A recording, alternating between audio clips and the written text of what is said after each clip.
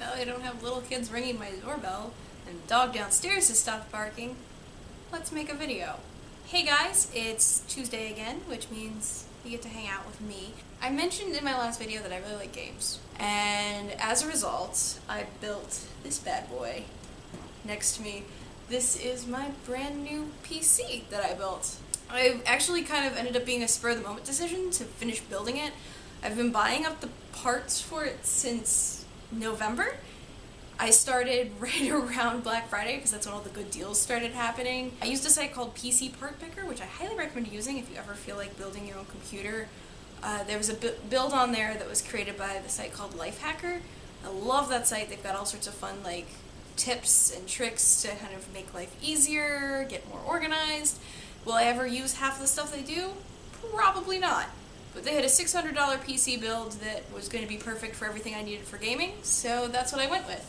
So for actually right around 600 bucks, not including the computer monitor because I'm switching from a laptop, I was able to build a cool looking PC. The decals, those are not decals. I painted that on myself. I'm kind of proud that I've got all artsy craftsy. I still have a whole bunch of contact paper, which is what I made my stencils out of, all over my kitchen table.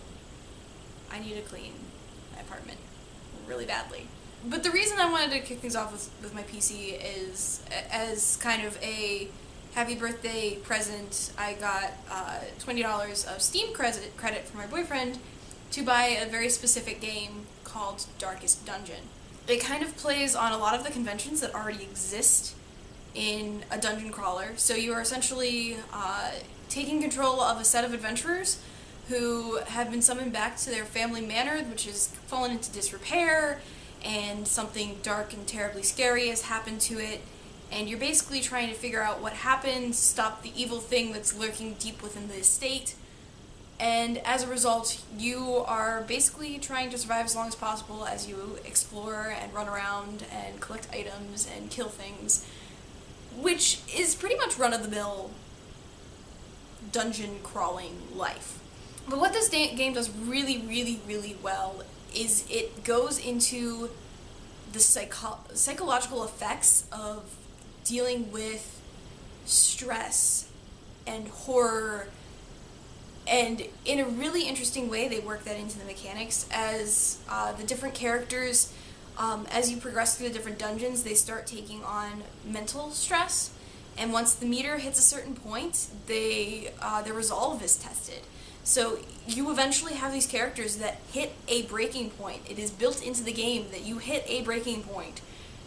And in some cases, that ends up ending badly. For some of them, they become paranoid, others become selfish, others are masochistic. There's all these different triggers that happen when they become tested by the horrors they're facing, which I thought was kind of an interesting mechanic. But on the flip side of that, you can also, your resolve kind of can trigger as well. So some become valorous, others, become even more powerful in the face of all this stress and tension.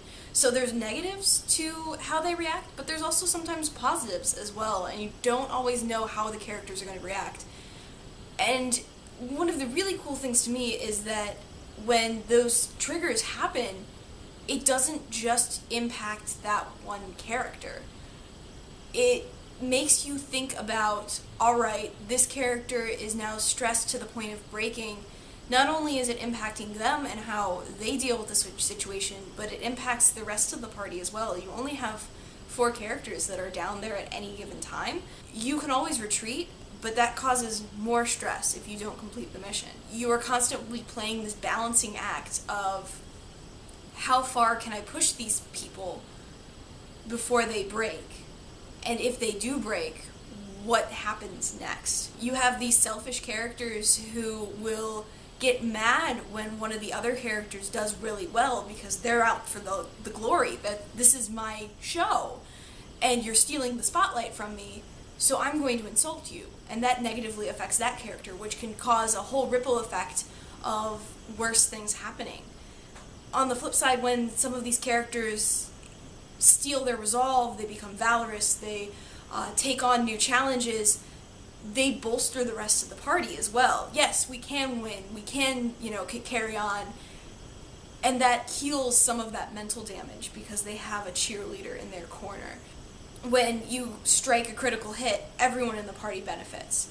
When someone is taken out, it becomes close to death, everyone in the party suffers. It's a system where everyone is pulling together until they're not. It's just kind of a really interesting way of dealing with mental health in gaming. It's something we don't see that often. Usually when mental health comes up, it's, at least in my experience, it's been dealt with either really heavy-handedly, and these characters are either self-medicating or pretending it doesn't exist, or it's just not discussed at all. And I think the fact that mental health has kind of taken center stage in the mechanics of this game, when you return to town, if you do have some of those negative effects, be it hopeless or despairing or whatever it may be, you can actually find there's a whole bunch of different ways to heal those drawbacks, and they all kind of have to be healed in a different way. And that's also part of these characters. Over time, they start developing different quirks and traits, and that determines not only how do they perform on the battlefield, but it also, when you come back to town, some of them will only do certain activities because of the traits they've developed. It's just kind of a really interesting way of handling how people react to things.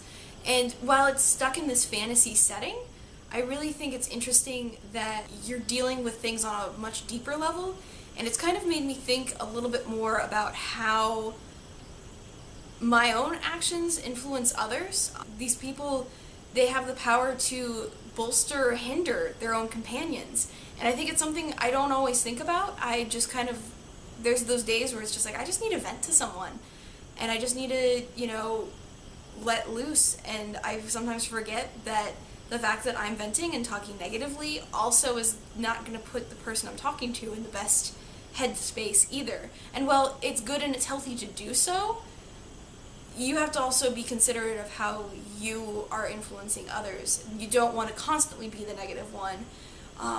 And at the same token, being positive can be just as impactful, if not more impactful.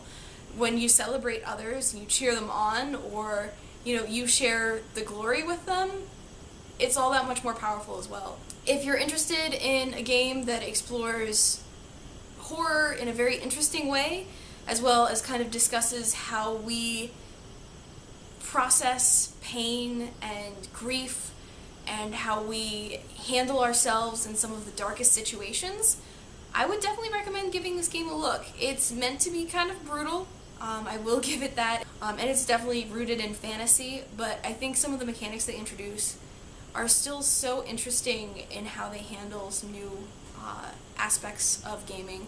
I highly recommend checking it out. So there's my recommendation for the week. That's all I have for this week. Kel, we'll see you on Thursday.